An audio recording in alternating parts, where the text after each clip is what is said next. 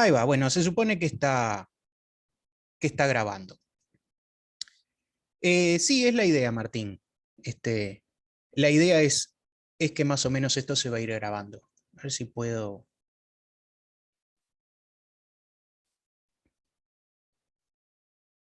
Muy bien.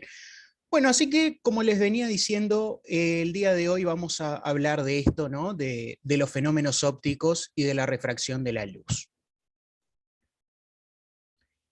¿No? Acá tenemos un poco una pequeña descripción, ¿no? Acerca de este fenómeno de la refracción de la luz, que nos dice, básicamente lo que nos está diciendo es que la luz digamos, viaja a distintas velocidades dependiendo de la sustancia a través de la cual se desplaza, ¿no? Mientras que una luz de cualquier longitud de onda se propaga con igual velocidad en el vacío, la velocidad de las sustancias materiales es diferente para las distintas longitudes de onda. En efecto, se denomina dispersión la razón de la velocidad de la luz en el vacío a la velocidad de la luz de una longitud de onda determinada en una cierta sustancia se denomina índice de refracción. ¿Qué les pasa que, ¿Lo vas a leer todo? ¿Qué les pasa ¿Qué que pasa? está tan rápido esto? No, no, tranquilo, tranquilo, Añelo, Mendoza, Luisé, tranquilos todos. No se equivocó de carrera, no se equivocó de facultad, no odie física. La física es muy bonita, ¿no? Entonces, primero, quién sabe a qué nos referimos con esto de la refracción, de las diferentes velocidades de la luz? ¿Alguien tiene alguna noción de esto? ¿Se acuerda de cuando lo dio en el liceo? Es de que la luz blanca con la refracción se vuelve de colores. O es la luz Sí, negra. sí, sí, puede llegar a cambiar de color. Que se proyectaba, bueno. Bueno, no se acuerdan, parece que todos eligieron humanístico porque no querían. ¿No sería el cambio, para qué? Ahí va. El cambio de luz va de dirección y de lentitud de la luz que se está proyectando. Efectivamente, como nos decía. ¿Qué pasa? O sea, de refracción que pasa de un medio al otro. Ahí va, Me hace acordar a eso. justamente, como los veo muy nerviosos, bueno, y como la compañera no quería que leyéramos todo, no recuerdo quién fue que dijo que no quería que leyéramos todo, vamos a saltearnos la lectura introductoria y bueno, vamos a pasar directamente a esto que me parece que es lo que a ustedes más les interesa, ¿no? Como bien decía Reyes, esto es ¿no? la diferencia de velocidades a través de diferentes sustancias, ¿no? Es decir, la luz viaja a diferentes velocidades en diferentes sustancias y esto se le llama refracción. Y la refracción lo que genera es un fenómeno óptico en el cual nosotros vemos cosas que en realidad no están ahí, ¿no? Acá tenemos un pequeño esquema acerca de cómo funciona la refracción, ¿no? Y la diferencia de velocidades. Ajá, bien. Ahí va. Ahí va. González ya se empieza a acordar. ¿No? Y entonces, ¿cómo repercute esto en nuestros sentidos? Nosotros vemos a través de, recuerden que nosotros vemos porque hay luz, entonces vemos objetos que están situados en diferentes lugares, como acá el ejemplo de este pez que está adentro del agua, ¿no? La diferencia de velocidades de la luz hace que nosotros veamos el pez en el lugar donde en realidad no está. El pez está en otro lugar distinto al que nosotros lo estamos viendo. Y como bien decían ustedes, los que se iban acordando de cuando dieron física en el liceo hace tantos años, los que se acordaban del ejemplo es claramente el ejemplo clásico, el del lápiz en el vaso de agua, ¿no? Díganme, este lápiz, ¿cómo lo ven ustedes? ¿Está entero? ¿Está quebrado? ¿Cómo lo ven? Quebrado. Quebrado. Quebrado, profe. Bueno, ¿quién dijo entero? Está Yo, entero, lo que porque, pasa o que sea, por se ve quebrado, pero está entero. sí. Ah, bueno, usted porque Pero él ya, preguntó cómo se ve. Se ve quebrado. bueno, Ah, ahí sí, perdón. Barbosa porque ya Barbosa porque a diferencia de todos ustedes, los que están acá escribiendo en el chat y poniendo, hablando entre ustedes, Barbosa estaba prestando atención a lo que yo estaba hablando acerca del fenómeno de la refracción, así que bueno, ahora levantó los puntos que había perdido al principio de la clase, así que ahora capaz que salva el examen. ¿No? Barbosa estaba atenta y dice, esto es, está entero, ¿no? El lápiz está entero, pero en realidad se ve como si estuviera quebrado. ¿Por qué? Por todo lo que hemos venido explicando. Ahora,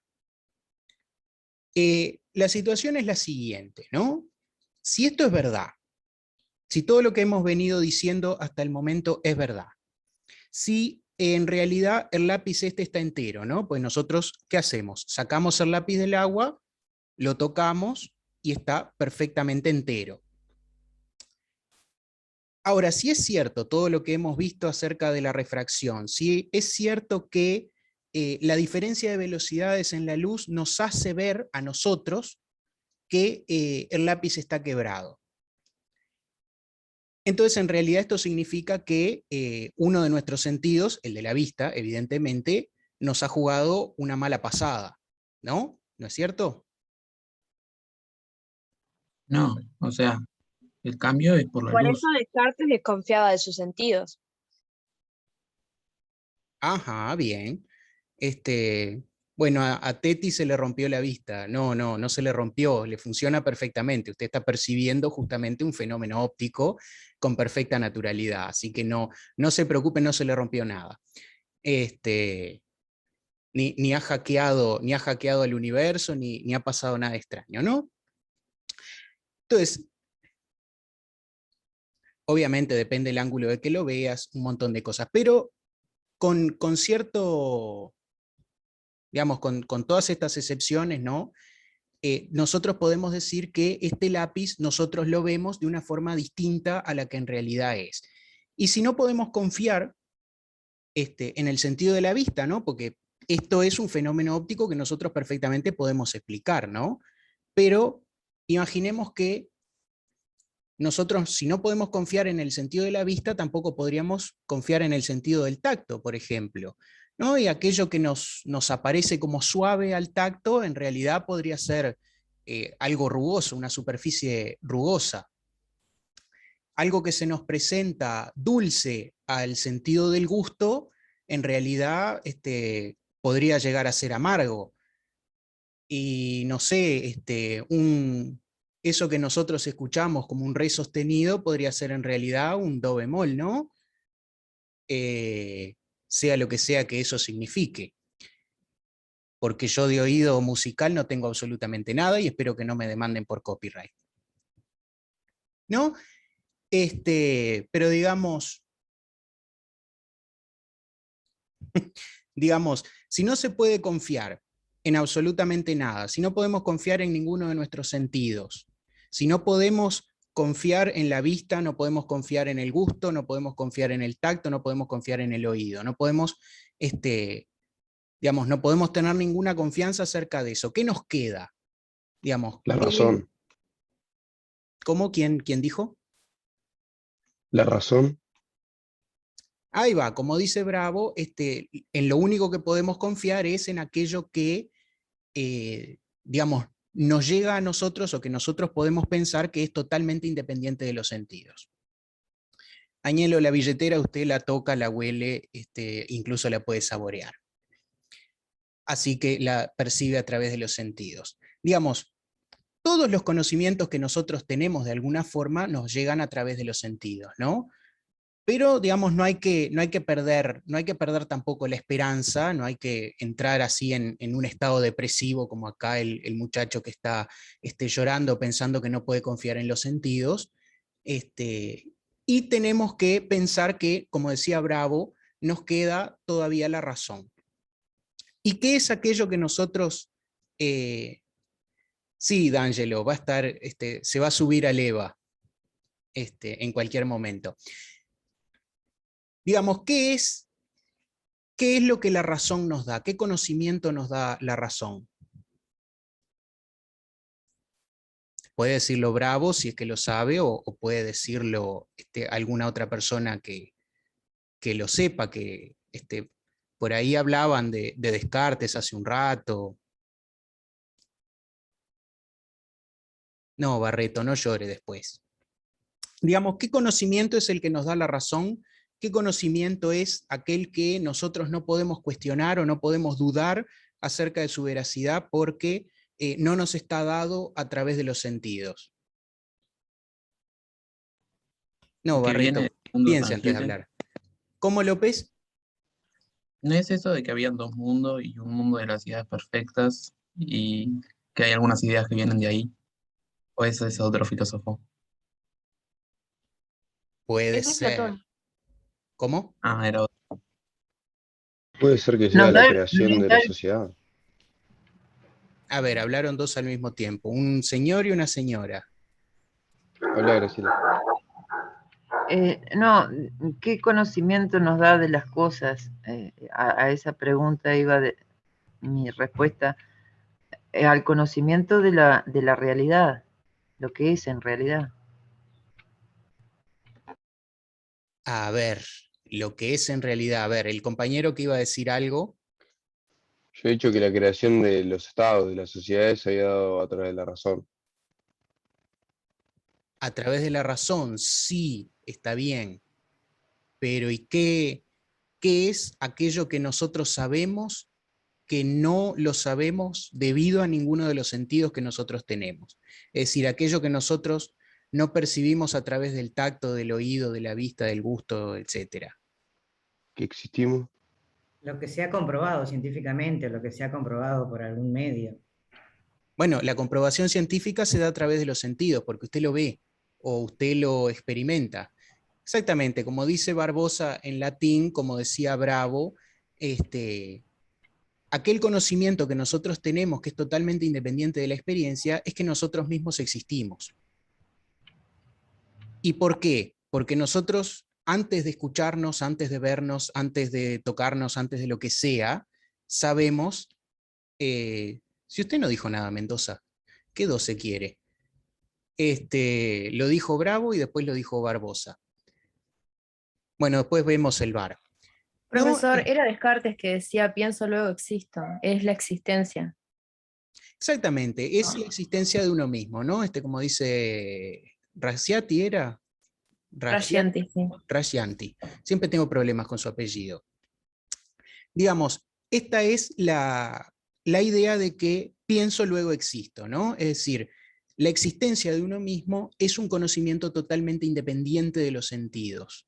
Entonces, a partir de esto, a partir de esta base, a partir de esta, digamos, de este punto de inflexión, ¿no?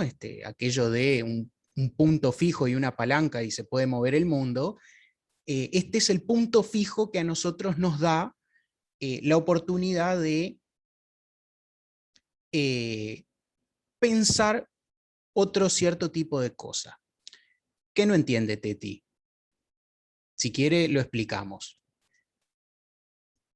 Digamos, los demás, ¿cómo vienen? ¿Se entiende algo? ¿No se entiende absolutamente nada? Muy bien, vamos. ¿Se entiende ¿Entiendes? Sí, bien? profe. Bien, bien, ya están todos pidiendo la hora. Añelo levantó la mano. Sí, usted lo que quiso decir fue que como conocemos todo por los sentidos, podemos conocer por las ideas. ¿Cómo fue que dijo? Tipo, porque trato de unir lo que habló primero sobre la perspectiva o la reflexión que vemos con los sentidos y ahora esto, pero no me cuadra muy bien. ¿Cómo no?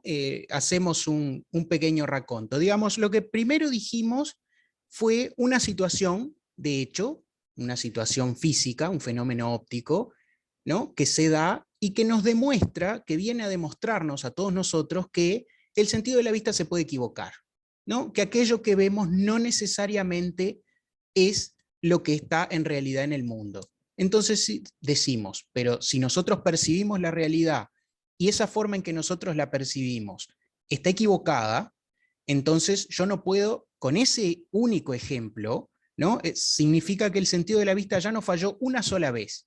Y si nos falló una sola vez, nadie nos puede garantizar que no nos va a fallar en otras circunstancias. Ese fenómeno tiene una explicación. Ahora, ¿cuántos fenómenos habrá que no tienen ningún tipo de explicación? ¿Cuántas cosas uno puede pensar que las vio bien o que sintió exactamente lo que tenía que sentir, pero en realidad estaba equivocado, ¿no? Los ejemplos que poníamos a continuación, ¿no? Una superficie nos puede parecer suave y sin embargo es rugosa. Un sonido nos puede parecer no sé, un re sostenido y en realidad es otra nota musical totalmente distinta. Si los sentidos nos engañan, entonces los sentidos no son la forma correcta de describir el mundo. Sí, qué miedo. Entonces, si no podemos acudir a los sentidos para describir el mundo, necesitamos otra forma de conocer el mundo. ¿Cuál es esta otra forma? Aquellos conocimientos que no nos están dados por los sentidos. ¿Qué conocimiento no nos está dado por los sentidos? El conocimiento de la propia existencia, es decir, que nosotros existimos. Si usted no existe, no piensa. Y si usted no piensa, no existe. Ahora, si todos los sentidos le engañan y usted en realidad no está acá sentada en clase, sino que está metida en la Matrix, eso no importa porque usted sigue existiendo. No sé si comprende, si me doy a entender. Sí, pero ¿cómo podríamos entender que existimos y que las cosas existen? Porque si usted dice que solo por el mero hecho de existir ya está como correcto algo, No sé está como correcto. Porque usted lo que dice es que nosotros por los sentidos podemos equivocarnos, ¿no? O sea, desde distintas perspectivas vemos, o distintas personas ven algo de distintas maneras, entonces hay un error. Pero, exactamente. entonces, por el mero hecho de existir esa cosa, es porque tiene un significado, pero ¿qué le da el significado? No, pero usted no busque O sea, el como significado. correcto que no tenga un error. A ver, esto también se vincula con conocimientos que ustedes ya tienen que traer del liceo, ¿no? Descartes es un autor que tienen que manejar por lo menos las nociones más básicas de su pensamiento, ¿no? No algo demasiado elaborado, ¿no? Pero la idea de que usted duda de todo lo que conoce a través de los sentidos y solamente puede confiar en su propia existencia, no en la existencia de las cosas, sino en la existencia de uno mismo, ¿no? Lo que le ponían acá en el chat sus compañeros, y alguno creo que hasta lo mencionó a través del micrófono, esa idea de que pienso, luego existo, es decir, como pienso, sé que existo, ¿no? Aquella idea tan manida, ¿no? Ese concepto. Digamos, eso tiene que venir un poco de antes, no podemos detenernos demasiado más en eso. Los demás más o menos vienen siguiendo, vienen...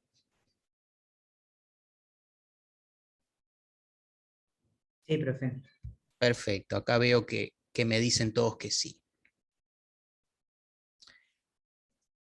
¿No? Entonces, como les decía hace un momento, ¿no? Uno puede decir, bueno, estoy metido en la Matrix, en realidad nada de lo que percibo es real, pero por lo menos tengo el conocimiento de mi propia existencia, no de la existencia de otras cosas, porque las otras cosas yo las entiendo o las percibo a través de los sentidos. Yo sé que tengo el mate acá a la derecha porque lo veo, lo toco, me cebo un mate y lo saboreo, entonces sé que está ahí. Todo ese conocimiento lo tengo a través de los sentidos. Son nociones un poco más abstractas. Pero digamos que nosotros podemos estar acá metidos en la Matrix, pero este conocimiento de la propia existencia nos permite de alguna manera inferir o empezar a extraer otros conocimientos distintos. Por ejemplo, uno puede decir, bueno, si existo, entonces debe existir, por ejemplo, Dios. Es necesario que exista porque no puede ser que exista solamente yo, existen otras personas, Dios es bueno y no va a permitir que... ¿no? Uno puede hacer un montón de inferencias que provienen de esa base que es incuestionable. ¿Por qué es incuestionable? Bueno, porque proviene de la razón y no proviene de los sentidos. Esta es la clásica dicotomía o la clásica lucha entre los racionalistas y los empiristas, ¿no? Entre aquellos que ven como superiores los conocimientos que nos dan la razón y aquellos que ven como superiores los conocimientos que nos da los sentidos. Esto más o menos se entendió porque Perdón. Sí. ¿Puedes repetir los nombres de los que discuten? Los empiristas y los racionalistas. Digamos, son las dos grandes corrientes históricas, ¿no? Que se van a dar entre sí. Bien. Y ustedes se preguntarán, ¿y qué tiene que ver esto con el derecho? Ahí va, Teti se está preguntando exactamente qué tiene que ver esto con las corrientes jurídicas. Ya le voy a decir qué tiene que ver esto con las corrientes jurídicas. Eso, perdón, ¿tiene que ver Sí. con el naturalismo y con el positivismo? Tiene que ver con el naturalismo, efectivamente, con el positivismo también, podríamos decir, pero eso va a venir casi 2 siglos después. Exactamente, tiene que ver con el naturalismo, son formas de entender. Si nosotros creemos que los conocimientos que tienen una mejor calidad son aquellos que provienen de la razón, porque no provienen de los sentidos y por ende no nos engañan, ¿no? Recordemos que los sentidos nos engañan, aquellos conocimientos que provienen de la razón no nos engañan. Si nosotros creemos eso, entonces el conocimiento del derecho nos tiene que venir a través de la razón y no a través de los sentidos. Todo lo contrario, González. 50% de chances de acertar tenía y le erró. No, Barbosa, la verdad que no. Ya podemos darle el curso por aprobado, quizá. Digamos, extraemos de la razón leyes naturales que sean universalmente válidas. Y como no provienen de los sentidos, como no son leyes que nosotros tenemos que, no las tenemos que leer, no las tenemos que crear, sino que las tenemos que razonar, nos vienen dadas a través de la razón, entonces estas leyes son universalmente válidas. ¿Qué significa que sean universalmente válidas? Que son válidas en todos los lugares del mundo, en todos los lugares del universo, y en todos los momentos históricos. Es decir, que no dependen de la sociedad en la que se vive, sino que proviene de la razón que es ajena al tiempo y al espacio. Estos son también conceptos que ya deberían traer, pero que bueno, no importa. Efectivamente, como dice Vera, la costumbre claramente, o sea, la costumbre como fuente del derecho proviene de los sentidos y por eso los racionalistas desconfían de la costumbre porque desconfían en definitiva de los sentidos. Si Foucault va a venir, si el positivismo va a venir 200 años después, Foucault va a venir 250 o 300 años después de todo lo que estamos hablando. Vamos a ir desarrollando esto con una perspectiva histórica, ¿no? Entonces, digamos, esta es la base de lo que nosotros conocemos como el iusnaturalismo racionalista, ¿no? En su variable racionalista. Es decir, que las leyes le son dadas a la humanidad no por la costumbre que viene dada a través de los sentidos, no por razones históricas, no por contingencias sociales de un determinado momento histórico, sino que son leyes que provienen de la razón, y al provenir de la razón son eternas, son universalmente válidas, todas aquellas cosas que ustedes han dado en derechos humanos, en historia del pensamiento político, etcétera, etcétera. ¿No? Y este pensamiento, esta forma de encarar el fenómeno jurídico trae algunas consecuencias o trae aparejado una serie de otras cosas que se relacionan. Por ejemplo, si nosotros creemos que viene dado por la razón, que es universal, que abarca todos los problemas posibles, ¿cuál es el siguiente, digamos, cuál es el siguiente paso lógico cuando nosotros tenemos, gracias a la razón, todas las leyes que pueden regular una misma materia o una misma disciplina jurídica? ¿Cuál es el siguiente paso? ¿Proclamar principios? Proclamar principios, sí, y a través de los principios, lo que dice González Grundler, lo que dice Vera, que creo que estuvieron con nosotros el semestre pasado, que un poco hablamos cuando hablamos de historia de la codificación, hablamos de estos temas, ¿no? Ahí va, sí, se acuerdan de algunos conceptos que manejamos al respecto de todo esto, ¿no? Bueno, acá les dejaba la pregunta, ¿cuál es el siguiente paso cuando hemos descubierto un conjunto de reglas que componen un cuerpo armónico que organizan una única disciplina? Díganme si esto no es, en definitiva, el concepto o la definición de un código, ¿no? ¿Qué sigue después de haber descubierto esto? Bueno, sigue la codificación, la confección de un código. ¿No? Acá lo tenemos, el concepto ese del código como el libro viejo y pesado y grande en el que están contenidas todas las soluciones para todos los problemas, ¿no? A uno se le presenta un problema de cualquier índole, y va al código y ahí tiene que estar la solución, esa idea del libro sagrado antiguo ¿no? y todo lleno de polvo, que ahí están absolutamente todas las soluciones posibles, ¿no? Nada que se presente en el mundo está fuera del código. Sí, como dice Luis E., el Código Civil va a venir después del primer código que los que hicieron el semestre pasado con nosotros, capaz que se acuerdan cuál fue el primer código que hubo. ¿No era el código de Napoleón? Sí, no me acuerdo. El Código Civil. Ayer justo tuve un examen y me acordaba de eso. Bueno, espero que le haya ido bien en el examen. No, en realidad no era un examen, era una prueba, era una prueba, y me hizo acordar, por ejemplo, de esto del código. Algo breve que quería compartir, que justo me hiciste acordar, era de que el planteamiento era si había o no lagunas del derecho. Y ahí hablábamos del código, y bueno, también uno de los códigos primeros era el de Napoleón.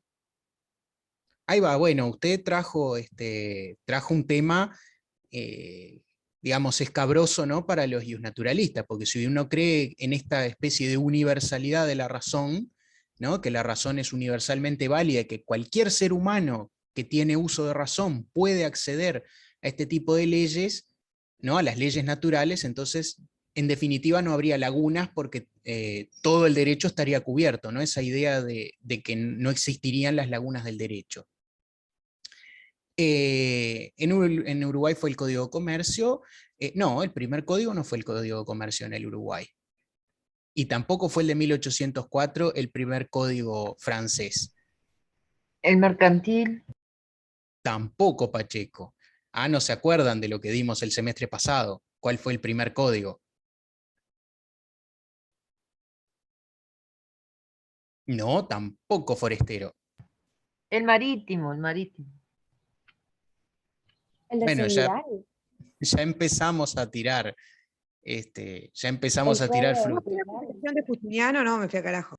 No, no voy a decir esa palabra, pero sí se fue un poco más lejos. Estamos hablando de los franceses. No, tampoco es el de instrucción criminal, tampoco es el de Semviral. Un poco más alto en la pirámide. Napoleónico. Vayan un poco. Efectivamente, Hay dice uno, Cor. profe. Ahí va. No sé quién, alguien se habilitó el micrófono y lo había dicho, pero... El napoleónico, profe, puede ser. No, acá como dice, como puso Cor hace un rato, el primer código que se dan los franceses a sí mismos es la Constitución, ¿no? Ustedes dieron en derecho constitucional aquella distinción entre, cuando clasificaron las constituciones en breves, extensas, ¿cuáles eran las otras? Escritas, no escritas, etcétera, etcétera. Una de las clasificaciones que dieron era en codificadas y dispersas. Bueno, justamente porque las constituciones codificadas están contenidas en un código, ¿no? A la Constitución también se le dice el código político. Sí, la Constitución de Estados Unidos es 1760 y algo, si no me equivoco, y la de Francia es de 1791, creo, si mal no recuerdo. Profe, ¿no sería la de Francia 1804, que fue durante el gobierno de Napoleón? No, los franceses se habían dado constituciones anteriores a Napoleón durante la República. Bien. ¿No? Esa es la primera constitución que se dan los franceses, no es que sea la primera constitución del mundo, es la primera que se dan los franceses. Después sí, va a venir en 1804 el Código Civil, después va a venir el Código de Comercio, el Código de Instrucción Criminal creo que había, y el Código Penal, creo que son los cuatro grandes códigos del proceso de codificación que se da bajo el imperio, ¿no? O sea, bajo la administración de Napoleón, ¿no? Lo que va a ser los últimos años de la República y el imperio.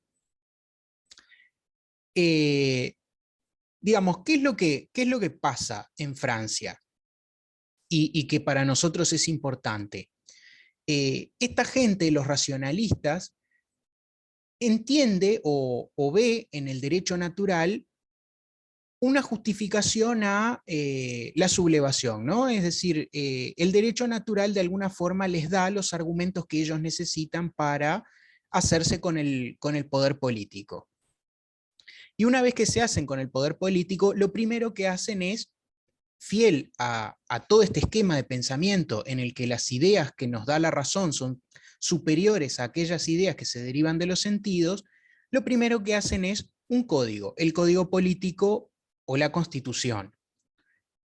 Ahora, lo segundo que van a hacer, lo que van a hacer inmediatamente después de esto es intentar obligar a las personas,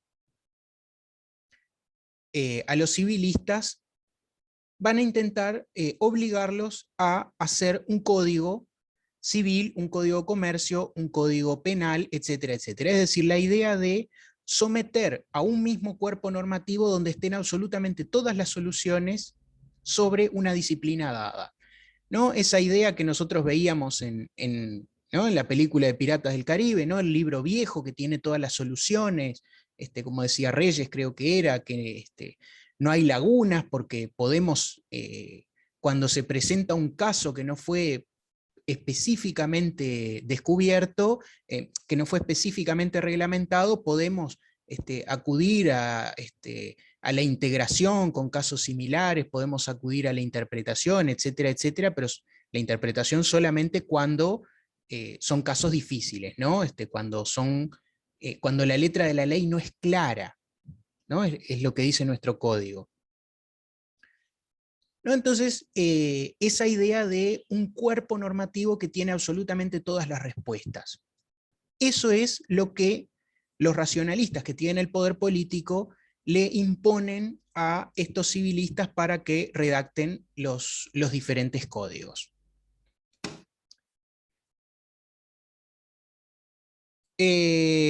Pronsolino, digamos, el iusnaturalismo proviene va un poco más atrás. Las ideas que provienen de la razón son universales, son universalmente válidas, y tienen al tener ese carácter de universalidad, es decir, que quieren abarcar toda una temática, justamente lo que buscan es la redacción de códigos, es decir, tratar de sistematizar en un mismo cuerpo normativo todas las soluciones posibles de toda una disciplina. No sé si queda un poco más claro ahí. Digamos, la idea, o sea, son todos conceptos bastante abstractos, ¿no? Que estamos dando y que, digamos, que lo que buscan es luchar contra un derecho que era preferentemente de carácter casuístico, perdón, ¿no? Que provenía de casos concretos, de la costumbre, de la jurisprudencia, ¿no? Contra eso es contra lo que luchan los iusnaturalistas. Entonces, el iusnaturalismo evidentemente va a querer un sistema codificado en el que hay leyes universalmente válidas para todos los casos, independientemente de las épocas. No es como, digamos, un código lo que busca es, o por lo menos los códigos iusnaturalistas de aquel momento lo que buscaban era ser definitivos. Es decir, los códigos no tienen esa vocación de ser toqueteados o modificados o adaptarse a casos concretos de casuísticas determinadas, ¿no? Es decir, siempre se dice, el Código de 1868, el Código Civil Uruguayo, es el que actualmente rige en el Uruguay con pequeñas modificaciones, como si eso fuera un galardón o como si fuera algo positivo, ¿no? Es decir, es algo que no está hecho para estar tocándose constantemente porque se supone que las soluciones que contiene son de alguna forma definitivas, son para siempre. ¿Y por qué son para siempre o por qué son definitivas? Porque son justas, porque nos viene dadas por la razón, no porque en determinado momento concreto histórico las cosas eran así. No sé si con eso aclaré un poquito más o lo oscurecí aún más todavía. Perfecto. Los demás, si tienen dudas, preguntas, consultas, sugerencias, me las hacen, que digamos para eso estamos. Sí, Añelo, totalmente.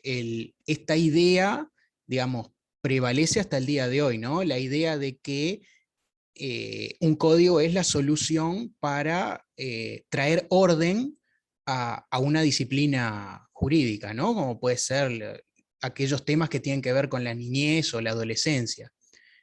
Ustedes van a escuchar profesores que les van a decir de determinadas asignaturas, el código no lo dejan quieto, lo pasan toqueteando, lo pasan modificando, y siempre con la connotación negativa, ¿no? De que la casuística va alterando las soluciones que deberían en realidad ser eternas o pétreas. Eso es bastante común, ustedes lo van a escuchar muchísimas veces en la carrera. Y lo que está de fondo de eso, o incluso profesores que les van a decir, es una pena que nuestra disciplina no esté codificada, o que no haya un código de, no sé, pongámosle un código de medio ambiente, o de legislación ambiental, que es una legislación que en el Uruguay está completamente dispersa, ¿no? Entonces, algún profesor o algún jurista podrá decir, es una pena que no haya un código de derecho ambiental. ¿Por qué es una pena?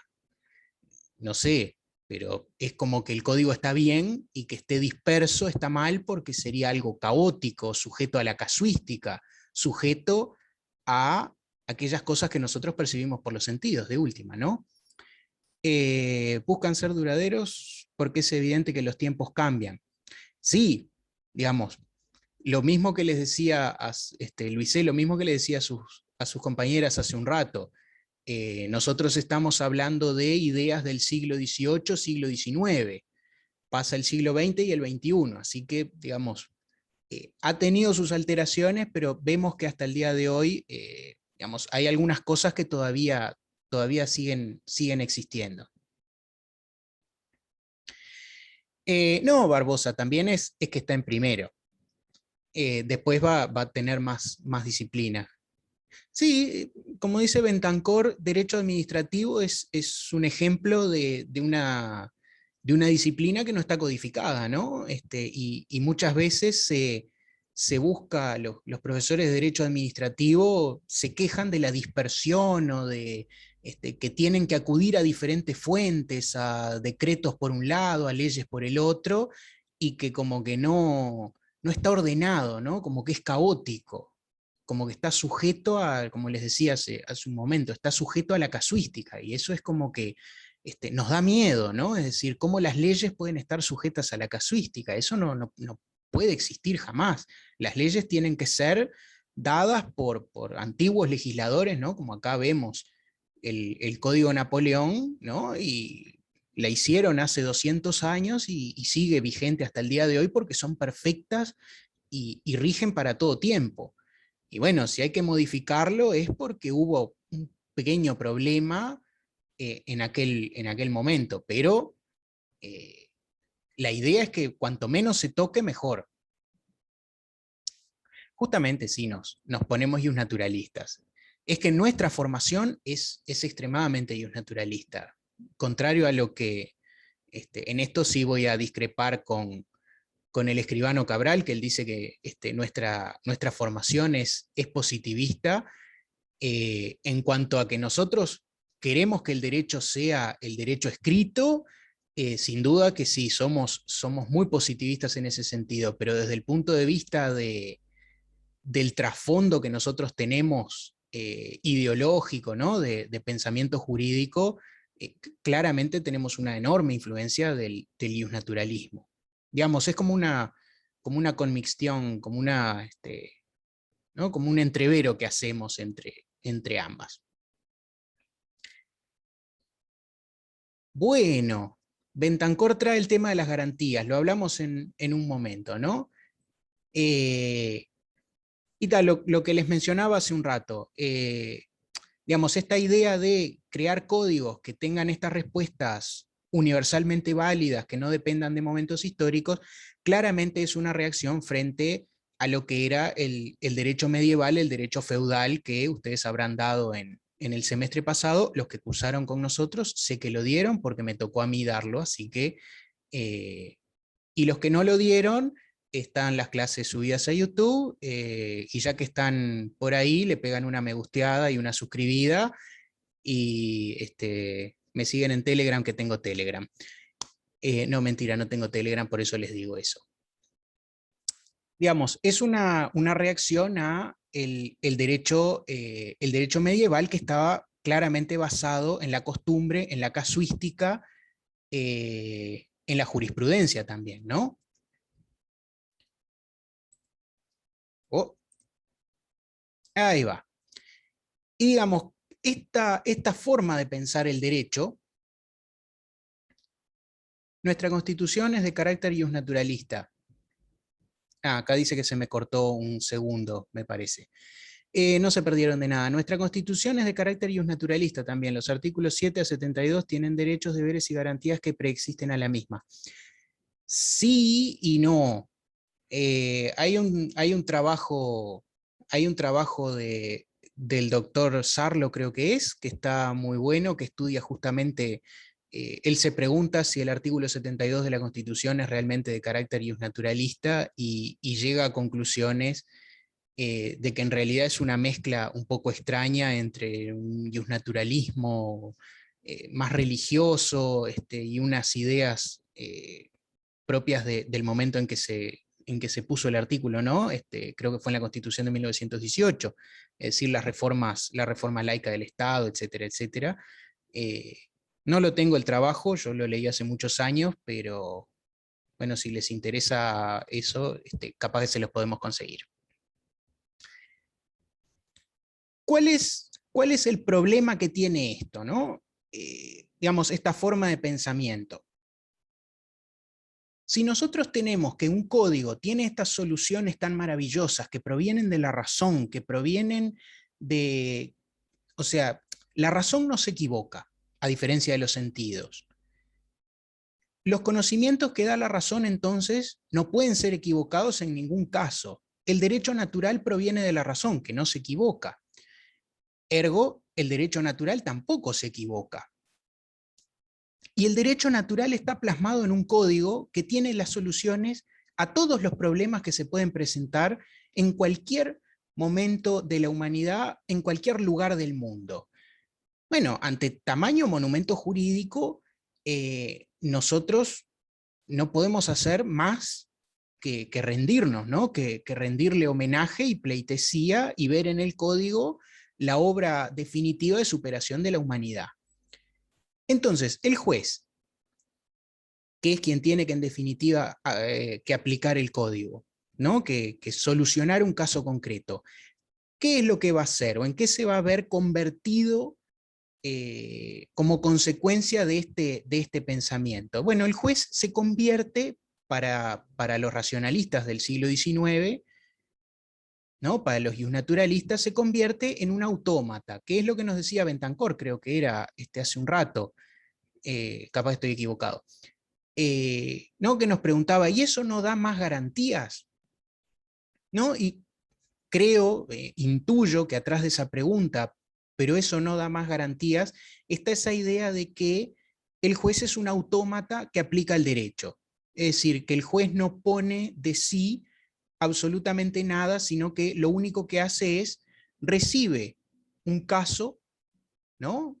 Un caso que le dan, y va a ver al código cuál es la norma que tiene que aplicar, ¿no? Aquello que habíamos dado las clases anteriores, que mencionaba el profesor, que era la subsunción, ¿no? Aquello de la premisa mayor, la premisa menor y la conclusión, ¿no? Entonces tengo que, por ejemplo, todo aquel no, quien se apropiare de bien mueble total o parcialmente ajeno mediante sustracción será castigado con una pena de privación de libertad de tanto tiempo. Premisa mayor. Premisa menor, fulano se ha apropiado de un bien mueble total o parcialmente ajeno. Conclusión, fulano debe ser privado de libertad por un periodo de X tiempo, ¿no? Es decir, ese pensamiento que transforma al juez como en uno de estos robots que está acá, que se está tirando unos pasos de baile, ¿no? Estos robots, no vayan a después decir que el juez está bailando cuando dicta sentencia, ¿no? Pero digamos, como que ilustra esta idea de que el juez es una especie de robot, de un autómata que, dada una situación X, tiene que aplicar esta solución que viene en el código. Es una utopía, dice Vera. Puede ser, pero era lo que era lo que se buscaba. Y díganme si ustedes no tenían un poco también esta misma noción de cómo funciona el derecho, digamos, o en algún momento no han pensado en esto del derecho. Si no tienen un amigo ingeniero que dice que va a diseñar un software para reemplazar a los abogados y les toma el pelo en los asados cuando se juntan. Buenos días. Buen día. No, yo creo que no es así, porque por más objetivo que quiera ser el juez, siempre hay un poquito de subjetividad de su parte, por más que solamente se remita a tratar de buscar, primero al tratar de buscar cuál es la ley que se puede aplicar en el caso concreto. Entonces siempre va a haber un poquito de subjetividad. No es tan así la realidad tampoco. Pero además puede pasar, profesor, de que en el mismo código existan normas semejantes y que el juez deba, bueno, elegir o saber interpretar a cuál aplicar, o inclusive pueden haber vacíos, puede faltar algo en ese código para resolver una determinada situación. Yo creo que la diferencia se hace a la hora de la interpretación que el juez le puede llegar a dar a la ley que se considera aplicable.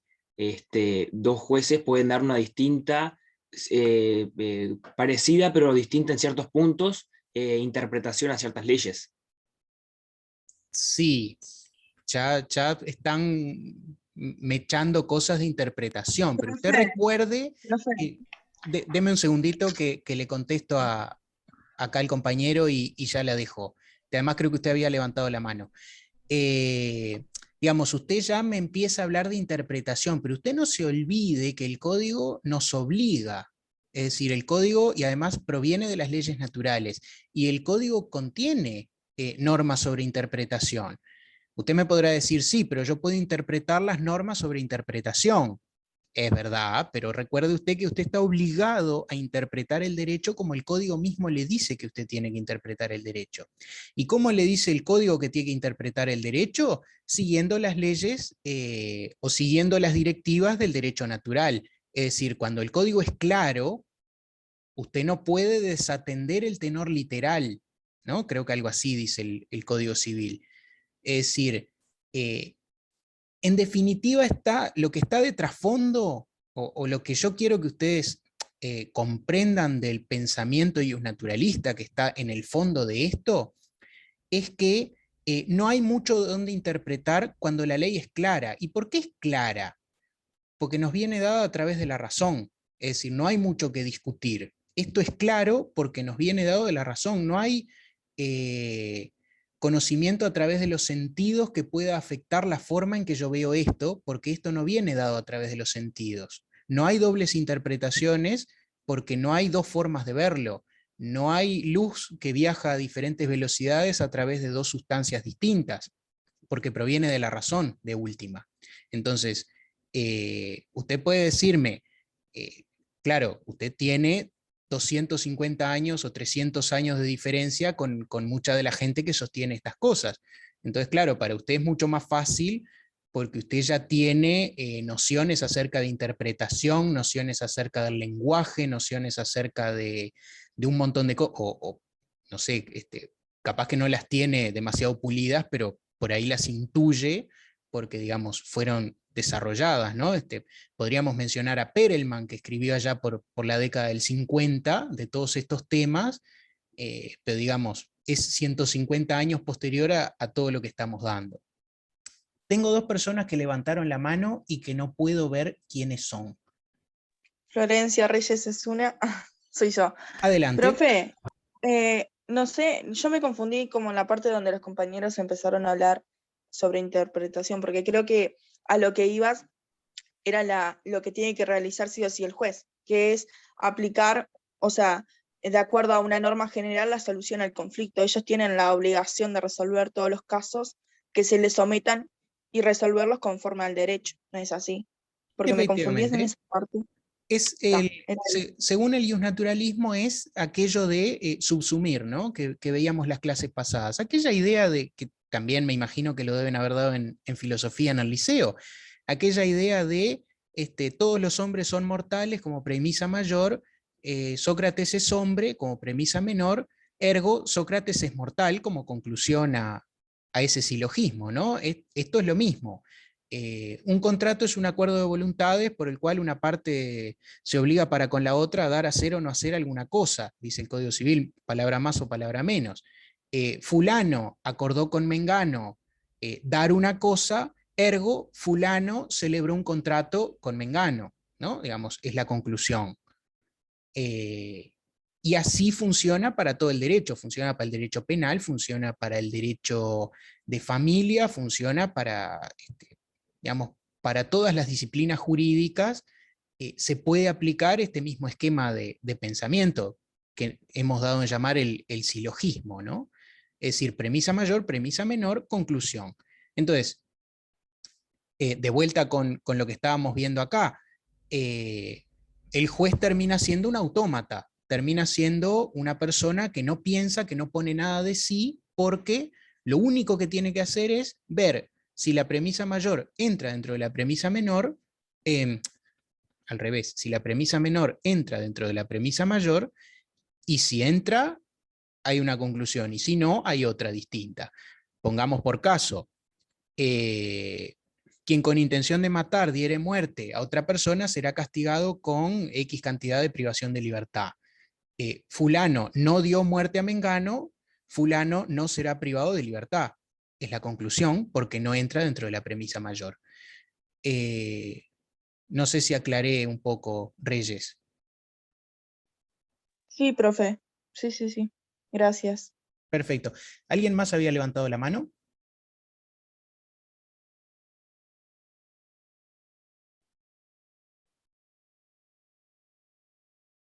No, se arrepintió el que había levantado la mano. Sí, en realidad había levantado la mano yo, pero ya me aclaró el punto. Ah, bueno, y ya que la veo ahí, Bentancor, le digo, no solamente los que hacen abogacía tienen ese problema, los que hacen notariado también. Digamos, usted cuando usted dice que hace notariado, no sé si hace o va a hacer notariado, porque hay gente que está... No. ¿Cómo? No, yo voy por la parte de abogacía, pero no importa. Ah, me pareció que era usted. Alguien había puesto algo así como que los que hacen notariado no tienen este problema de la interpretación o estos problemas de estas No, cuestiones. el problema es convencer al juez. Ah, el problema de convencer... ¿Era usted, Barbosa, la que había puesto? Empezaba con B Sí, larga. sí, claro. No, porque Howard la otra vuelta en clase Parecido no es decía lo mismo. que él entiende que, o sea, que su vida es vida porque convence al juez todo el tiempo, ¿entendés? O sea, como que vive en esa onda de convencerlo de lo que él quiere convencer. Sí, sí, eso responde a teorías bastante más avanzadas que estas del naturalismo que nosotros estamos dando. Evidentemente, el abogado quiere convencer al juez. Ahora, el escribano también quiere convencer. Vamos a no caer en esa idea de que el escribano la tiene mucho más fácil, ¿no? Una profesora que los que hagan abogacía quizá cursen con ella, la doctora Viña, siempre intenta, amiga de la casa también, amiga del escribano Cabral, siempre intenta poner ejemplos de notariado, o intentaba en sus cursos poner ejemplos de notariado, y siempre si hay algún escribano, algún estudiante de notariado avanzado que se recibe con esta, que en el curso de la noche creo que tenemos algunos, me corregirá, pero o el mismo profesor Cabral, si anda por la vuelta,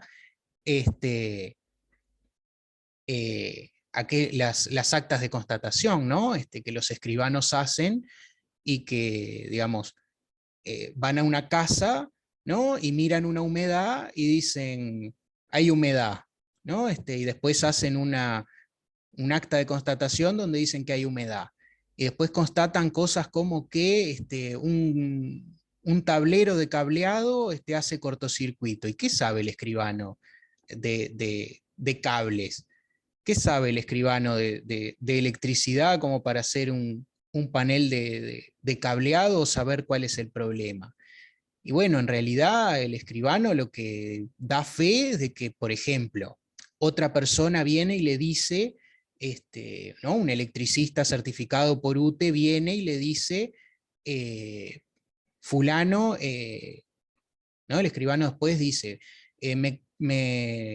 no sé, Cabral, si andás por ahí, si me sabrás decir Estoy, sí, cómo se hace un sí acta estoy. de constatación, pero creo que es algo así como, Sí, pero sabemos mucho de cables, Ismael. Hay cables de distintos colores, eso lo sabemos.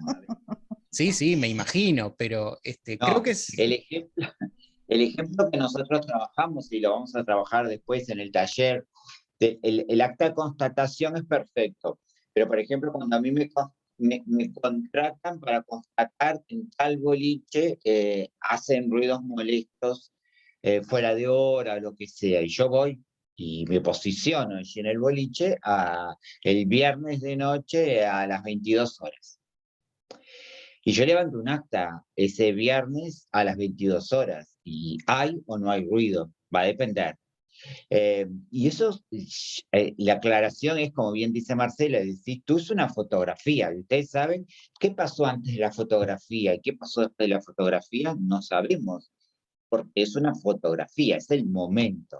Entonces, esa prueba que es fehaciente, que es un acta, una constatación por escribano público, no es nada más que unos segundos, unos minutos, porque hubo ruido antes de las 10 y el escribano no sabe. Hubo ruido después de las 10 y el escribano no lo sabe. Yo lo único que digo es que a las 10 cuando yo fui, ¿había o no había ruido? Claro, igual Lo ahí que tú decís. pusiste un ejemplo que tampoco te lo quiero robar porque lo vas a dar en el taller después, según me Igual. decís. Pero, digamos, es un ejemplo justo ese de subjetividad también, ¿no? Porque hay ruidos Bien. molestos, digamos, ¿qué es un ruido molesto, ¿no? Podés decir, bueno, va con un medidor de decibeles. Ahora, el escribano sabe usar un medidor de decibeles, lo apunta para donde lo tiene que apuntar, y si lo apunta para donde no lo tiene que apuntar y le da menos, y constata que hay X cantidad de decibeles y lo apunta para un lado, pero no para el otro, ¿no? Entonces, digamos, como que el escribano dice, ah, no, yo constato la realidad. Bueno, pero ¿cuál es la realidad, no? Lo que veíamos Claro. hace un rato, los sentidos también nos engañan. Entonces, los escribanos han desarrollado toda una serie de estratagemas como para evitarse decir demasiadas cosas, ¿no? Aquello que era, por ejemplo, en la comparecencia, que comparece y dice que es fulano de tal, y el escribano, corregime si le estoy errando, Carlos, pero es algo así como que el escribano da fe de que fulano comparece y dice que es, pero no da fe de que Exacto. efectivamente es. Exacto. Y cuando yo aclaro que Ismael Porta gana tantos pesos por mes, es en base a la documentación que él presenta. Claro, pero vos como escribano no Ese es el decís, Ismael Porta gana X cantidad de pesos por mes. Vos lo que decís es, doy fe de que Ismael Porta dice que gana tanto que comprueba con la presentación de tal documentación. Es algo por el estilo. Es eso y nada más. Si la documentación es verdadera o falsa, yo no lo sé. Claro, pero existe como esa aureola de que si el escribano lo dice es así porque lo único que hace es constatar la realidad, pero en realidad no constata tanto la realidad. Pero el escribano está dando fe, o sea, si decís que da fe de que es cierto un determinado documento y después se comprueba que no lo es, ahí estás en un problema. Claro, pero es que no está comprobando, o sea, el escribano intenta convencer, la idea, lo que trajo todo esto fue lo de que el escribano no intenta convencer, ¿no? O que el abogado intenta convencer al juez mientras que el escribano como que la tiene más fácil. Pero en realidad el escribano está intentando convencernos de que él da fe de cosas que en realidad no da fe. Porque cuando el escribano a usted le dice, comparece fulano, digamos, ante mí se presenta quien dice ser Ismael Porta y lo prueba con documentación que presenta y tengo ante mí y certifico y doy fe de que la presentó. Y usted dice, bueno, efectivamente es Ismael Porta. Ahora, ¿y el escribano qué sabe? Capaz que falsificó la cédula y se la presenta. Entonces, es una forma de acomodar el discurso que a uno le hace creer que está dando fe de más cosas de las que en realidad está dando fe. Parece entreverado, pero digamos, declara que tiene, ahí va, como dice Da Silva, declara que tiene a la vista determinado documento, pero no da fe de que ese documento sea verdadero. Sin embargo, si uno lo lee medio a la carrera, dice, el escribano da fe de que este documento es válido, pero en realidad no dio fe de que ese documento es válido. Es como un juego de palabras que a uno le hace creer más cosas de las que en realidad el escribano da fe. Claro. No es un reclamo. No. Por eso es que en algunos países el notariado como profesión no existe, y en otros países para ser escribano primero hay que ser abogado y después es escribano. Como diciendo, bueno, usted primero conozca todo lo que es el ordenamiento jurídico, todo lo que es la documentación y después puede.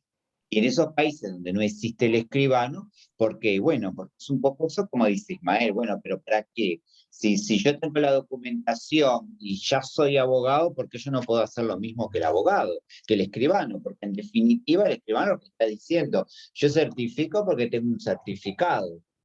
Yo digo que Ismael gana porque me presenta recibo de sueldo.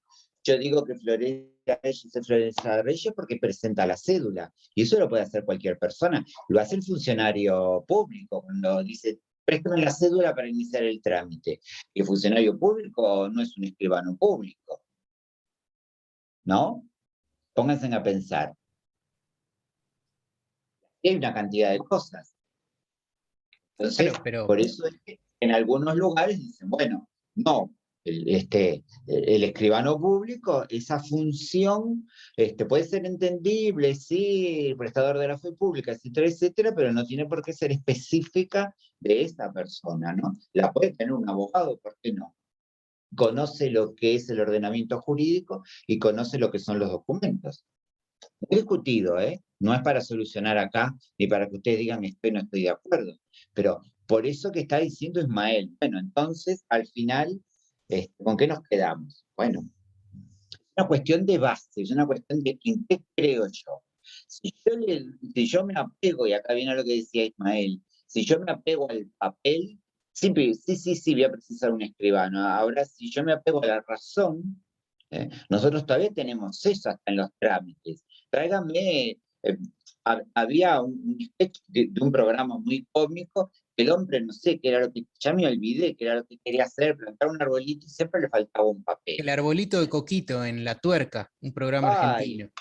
Típico de las oficinas. Hoy se fue solucionando eso.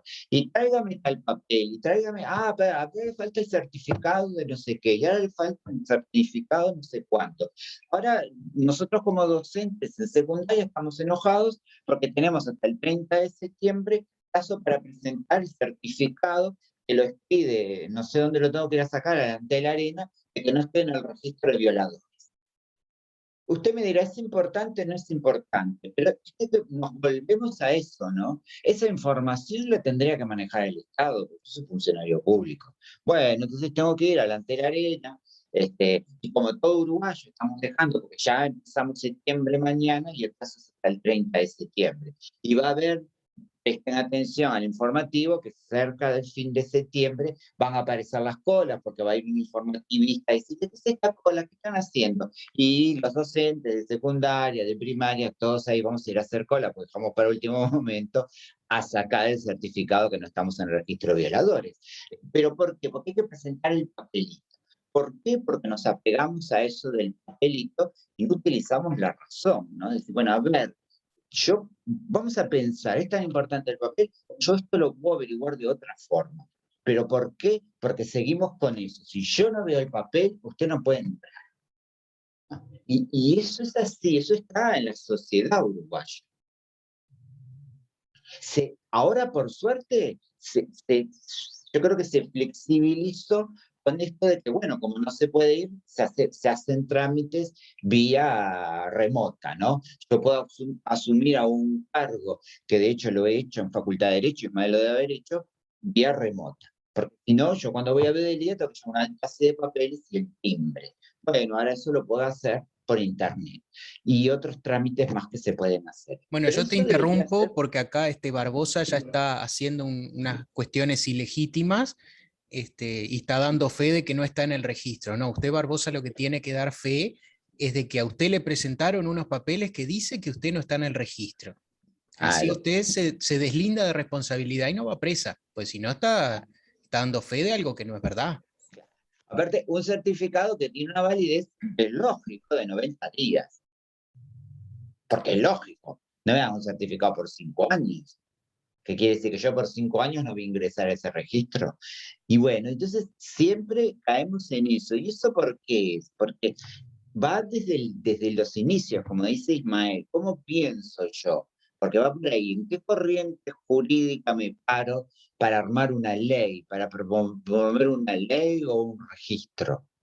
Y ese es el origen de todo.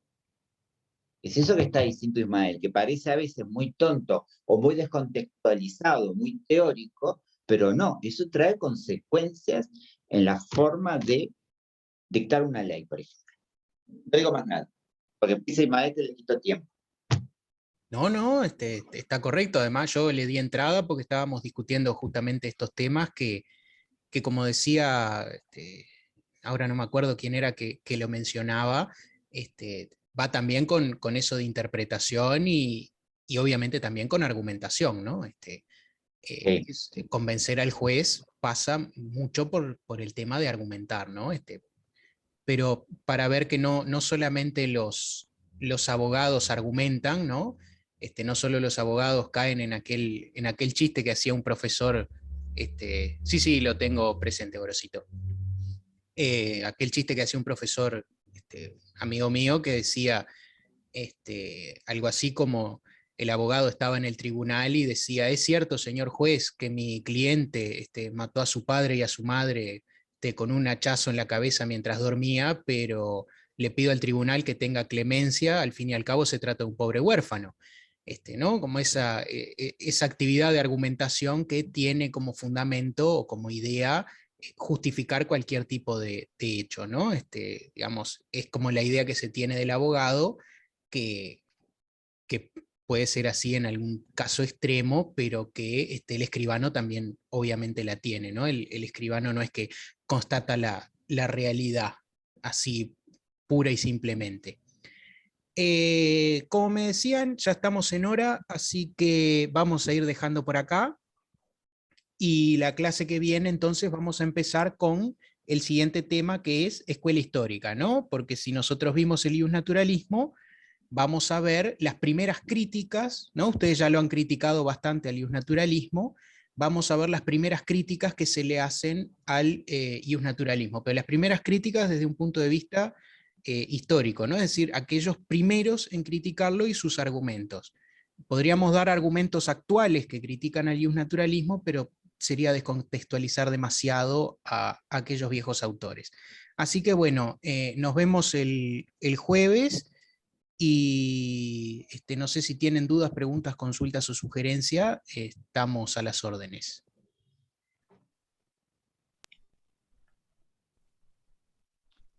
No, Si no, gracias, gracias el jueves. hasta el mes que viene. Chao. Chao, hasta Chao, el profe, jueves. gracias. Chao. Nos vemos.